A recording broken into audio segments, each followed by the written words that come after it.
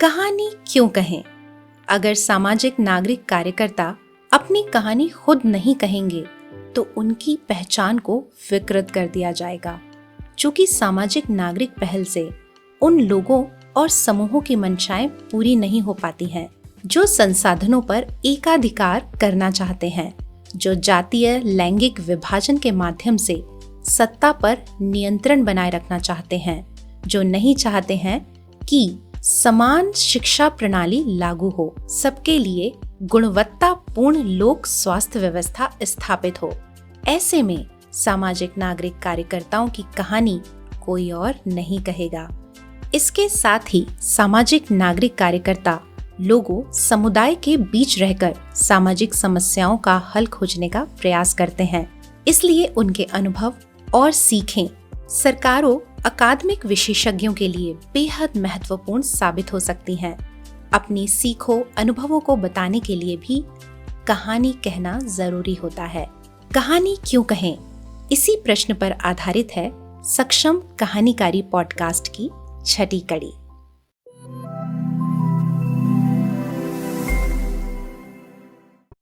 कहानी कहना एक कला है। यह एक ऐसी कला है जिसे हर व्यक्ति आजमाता है।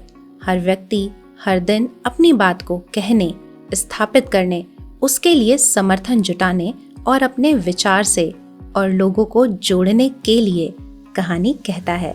यह एक बहुत ही स्वाभाविक विधा है।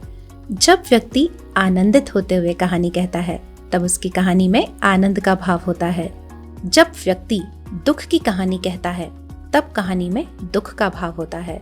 व्यक्ति जिस भाव से कहानी कहता है, वही भाव दूसरे लोग ग्रहण करते हैं। यह ध्यान रखना जरूरी है कि किसी भी अन्य विधा की तुलना में लोग कहानी से ज्यादा जुड़ते हैं, क्योंकि वे कहानी सुनते पढ़ते समय अपनी कल्पना के माध्यम से विषय से जुड़ते हैं। जब कहानी कही जाती है, तब कहानी कहने वाला अपनी नजर से चित्र को देखता है और कहानी सुनने वाला अपने अनुभवों और अपनी नजर से चित्र की रचना करता है। गंभीर लेखों या विश्लेषण या अन्य किताबों, रिपोर्ट्स को पढ़ते हुए व्यक्ति खुद उस परिवेश और संवेदनाओं को महसूस नहीं कर सकता है जिनके बारे में वह किताबें या लेख लिखे गए हैं। लेकिन कहानियां व्यक्ति को अपने साथ उस गांव, उस परिवार, बच्चे, महिला या संघर्षशील संस्था के जीवन में ले जाती हैं, जिसके बारे में वह बात करती है। कहानी कहना एक गहरी और प्रभावी मनोवैज्ञानिक प्रक्रिया होती है। कहानियां बहुत प्रभावी रूप से एक ऐसी अवस्था का निर्माण करती हैं जिनमें दो व्यक्ति या समूह आपस में मनोवैज्ञानिक रूप से जुड़ जाते हैं। कोई भी व्यक्ति कहानी तभी कह सकता है जब वह उस विषय, उस अनुभव, उस परिवेश, उस व्यक्ति या समुदाय, उस समस्या से भावनात्मक रूप से जुड़ा हो। उनके प्रति प्रतिबद्धता और एक मूलभूत भरोसा होना जरूरी है। एक अर्थ में कहानी का कथानक और कहानी की रचना करने वाला व्यक्ति एक दूसरे में समाहित होते हैं। सामाजिक कार्यकर्ताओं के लिए तो यह एक स्वाभाविक स्थिति ही होती है। उन्हें यह जुड़ाव बनाने के लिए अलग से कोई प्रयास नहीं करने पड़ते हैं। जब कोई व्यक्ति अपनी अनुभूति के साथ अपनी कहानी तैयार करता है, तब उस कहानी को सुनने पढ़ने वाले को भी यह महसूस होता है कि वह स्वयं उन स्थितियों, घटनाओं से गुजर रहा है। इस वजह से उसका विश्वास गहरा होता जाता है। इसका अर्थ यह है कि कहानियों के माध्यम से की गई प्रस्तुतियों के कारण सामाजिक कार्यकर्ताओं की बातों और उनके विश्लेषण में समाज का भरोसा स्थापित होता है। वैज्ञानिक अध्ययनों के निष्कर्ष यह बताते हैं कि कहानियों को सुनते हुए लोगों, समूहों का संवेदी तंत्र सक्रिय हो जाता है। लोग अपने आप को उस कहानी के पात्र, घटनाओं और अवस्थाओं से जोड़ते हैं। कहानियों के माध्यम से ही मानव संस्कृति, सामाजिक मान्यताओं, परंपराओं और सांस्कृतिक आयामों को छूते हुए विषयों को और सामाजिक बदलाव के वास्तविक संदर्भ को समझने का मौका मिलता है। केवल तथ्यों और जटिल सांख्यिकी के माध्यम से विशेषज्ञों को तो संतुष्ट किया जा सकता है, लेकिन समाज से जुड़ाव स्थापित नहीं किया जा सकता है।